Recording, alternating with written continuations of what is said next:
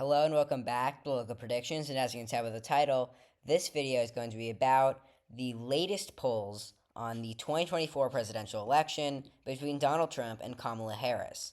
Now, as all of you know, Joe Biden dropped out on July 21st, 2024, and has endorsed his Vice President Kamala Harris, who is now more than likely going to be the Democratic nominee. And most polls are showing that she will perform better than Donald Trump. However, a lot of the most recent polls here that I have pulled up do show quite the opposite, and some polls will shock you in this video. So we'll start right into it. All these gray ones, all these gray states, all these toss-up states are these states that is no polling data of Kamala Harris versus Donald Trump since the debate. I'm only showing uh, polls since the debate. So these gray states are the only states where there are polls between Harris and Trump since the debate, since before the debate. Um, since the debate, a lot of stuff has happened very clearly. The past month has been the most chaotic and eventful month that we've seen in years in politics, and it is very exciting. But we're just going to jump right into it. So we'll start out with the least close one, which is the state of Washington. This poll was conducted between July 10th and July 13th, and it shows Kamala Harris up 15 points on Donald Trump, which is a safe margin of victory for Kamala Harris. Donald Trump really has no chance of flipping this state. And also, all the states that are likely safe, the ones that are filled in, that there are no polls in, this is just my prediction. So that's why we see Minnesota is lean blue, Illinois is likely blue. All these are my prediction states. So, yeah, just keep that in mind. So Washington is a safe state for Kamala Harris according to the polls. Now moving on to the state of New York. In New York, Donald Trump has been targeting the state heavily, throwing a lot of money at the wall here, really trying to flip this state. Donald Trump is trying to make the state competitive, and it is very clear that he will not win the state, especially against Kamala Harris. It is possible that he narrows it down, and on July 18th, On Point Politics, or SoCal Research with On Point Politics, did a poll that showed Kamala Harris up 11 points on July 18th, which is a likely margin of victory. I do agree with this. I believe New York will go by a likely margin. I don't think by 11 points. I think maybe 13 or 14, but I think 11 is fairly close to what the election could be in the state of New York. Now moving on to the state of Florida. This is a state that used to be a swing state. However, with the huge shift in Latino voters to the right, Donald Trump has really got a grasp on this voter demographic. We've seen that Miami-Dade County has shifted tens of points to the right over the past few years. So definitely a huge shift happening in this state, and the recent polls reflect this. Kamala Harris is down 10 points in the latest poll against Donald Trump. That is a likely margin. That is a double-digit margin. We've not seen this in decades. Florida has consistently been one of the most competitive states in the union. Now moving on to the state of Nevada here. Against Joe Biden, we did see Joe Biden down 3 points, Donald Trump up 3. However, before this, we saw a poll where Kamala Harris was down 10 points. 10 points is just crazy. We did not see this since late June, early July, right after the debate, when the debate's effects were really the highest in polling. We saw Joe Biden at his absolute worst. So Kamala Harris down 10 in Nevada is a huge, huge warning sign in the state of Nevada. Nevada is a state that she should come in reach with. She should come very close to winning the state, if not winning the state. Joe Biden did carry it in 2020. Even Hillary Clinton in 2016 won the state by 2.4%. Clinton and Biden both won the state by the same margin, 2.4%. So losing 12% in Nevada would just be absolutely abysmal results for the Kamala Harris campaign. A huge, huge win for Donald Trump. 10 points in Nevada is very, very good for the Donald Trump campaign. Moving on to Arizona, another very, very crucial state in the 2024 election, went to Biden by the second narrowest margin percentage-wise in 2020. And it's looking like it will be more competitive in 2024. Well, not more competitive, but still competitive. However, these polls are not showing that. We are seeing Donald Trump up 8 points on Kamala Harris in the most recent poll. Keep in mind, this was just taken a few days ago. This was after Joe Biden dropped out. After Biden dropped out, when Kamala Harris did have an increase in poll numbers from what we saw before, it was certain that she would be the nominee. So we have seen a big increase for her, but these polls are not showing that, or at least this poll isn't. The Emerson College poll conducted from July 22nd to July 23rd shows Donald Trump up 8 points. in the state of Arizona, a huge flip from 2020, another big loss for the Kamala Harris campaign, another huge victory for the Trump one, an 8-point lead in Nevada, or not Nevada, Arizona is an 8-point shift from 2020. That is very good for the Trump campaign, and it is looking like they will win the election, 236 to 209. Donald Trump has a pretty big lead.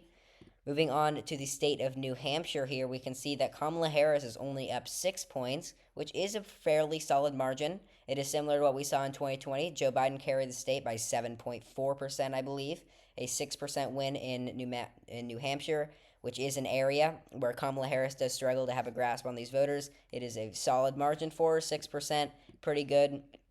Donald Trump was probably not going to win the state against Joe Biden. It was very possible, but 6% against Kamala Harris is pretty much in line with what I believe. I think it'll be a little bit closer, but not too close. Moving on to the state of Virginia, this is absolutely insane. I was shocked when I saw it. Donald Trump leads against Kamala Harris by 4 points, according to the most recent poll. Keep in mind, this was taken before Biden dropped out. I don't agree with this. I don't think Trump wins in Virginia. A 4-point win in Virginia would absolutely be huge for the Trump campaign, and I don't see any way where Virginia goes red and all these other states that we will see in a moment where they go. I don't think Virginia does go by 4%. I think that is absolutely insane. I don't think this is true, but this is what the polls are showing. This is very problematic for Kamala Harris, very good signs for Donald Trump, and if he wins Virginia, he is winning in a landslide. So if Trump does carry the state of Virginia, that is almost a guarantee that he will win the election. Now moving on to the state of North Carolina, another crucial state in 2024, especially if Kamala Harris picks Roy Cooper, the governor of North Carolina, as her vice president. But here we are also seeing in the most recent poll, Donald Trump up 4. And what's interesting here, and also this is a Democratic sponsor, so showing Trump up 4 when it's sponsored by the Democrats, that's very, very troubling for the Democratic campaign. And we are also seeing Roy Cooper against Donald Trump. This scenario, Trump is still up 4. That is extremely problematic, and this is for the Democrats. And if Harris is to pick Cooper, if we see that Harris does not improve on her margin at all, then there's really no point in picking him. There's really no point in picking Roy Cooper if Kamala Harris does not improve in North Carolina, which would be Roy Cooper's biggest asset, a state that has been competitive over the past few decades, or over the past decade. It's really, really not good if Harris were to pick Cooper for the Democrats, and just another big victory for Donald Trump, a 4-point win in North Carolina. There is no way North Carolina and Virginia go by the exact same margin in 2024. That's not happening, but it is funny to see that that's what the polls are showing. So, and this is a polling video, and that brings Donald Trump's total up to 265. Kamala Harris falling behind at 213. Trump needs 5 more electoral votes to win the presidency. If he wins any one of these 4 states left, which I would argue are the 4 most important states in the election in 2024, especially since Kamala Harris is the nominee. If Donald Trump wins any of these 4 states, he wins the presidency. So now moving on to our first one, and this is the state of Georgia. Donald Trump leads by 3 points in the state of Georgia, which does give him the presidency. That is a lean margin victory for Donald Trump. 3 points is the narrowest margin we've seen so far, and right now I do agree with this. I think Donald Trump leads by about 3 points in the state of Georgia. This is a state that Joe Biden carried very narrowly. It was kind of an upset, actually, in 2020. It was supposed to be a very close state. Supposed to vote to the right of states like North Carolina, Florida, its neighbors, wound up voting to the left of both of them and voted differently than both of them. It was the only one out of those 3, North Carolina, Georgia, and Florida, that voted for the Democrats. So a 3-point margin of victory, although it might not seem good for Kamala Harris, especially considering that this area of the country where there are a lot of African Americans is Kamala Harris's strong suit. This might seem troubling, however, I don't really think it is for the Democrats.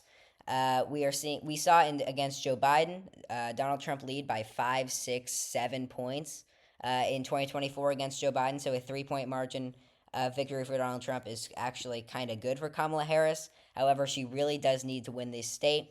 Just another big victory for the Donald Trump campaign that does put him over 270, and Donald Trump is looking like he will win the election since nearly every single swing state has gone to him so far. However, we are now at the core 3, Wisconsin, Michigan, and Pennsylvania, so let's dive right into these 3 states. We'll start out with the state of Pennsylvania. In Pennsylvania, Donald Trump leads by 2. and we have not seen any polls here. Oh, actually, we have seen one poll. Josh Shapiro, the governor of Pennsylvania, a Democrat, is a candidate for the vice presidential selection for Kamala Harris. Josh Shapiro is being seriously considered to be Kamala Harris's vice president, and unlike Roy Cooper, there does seem to be a more support for Josh Shapiro than Roy Cooper when it comes to polling in the general election. We've seen that all of these polls show Donald Trump in the lead, whether it's against Biden or Harris. But when Josh Shapiro is at the top of the ticket, we actually see Josh Shapiro win by 4 points too.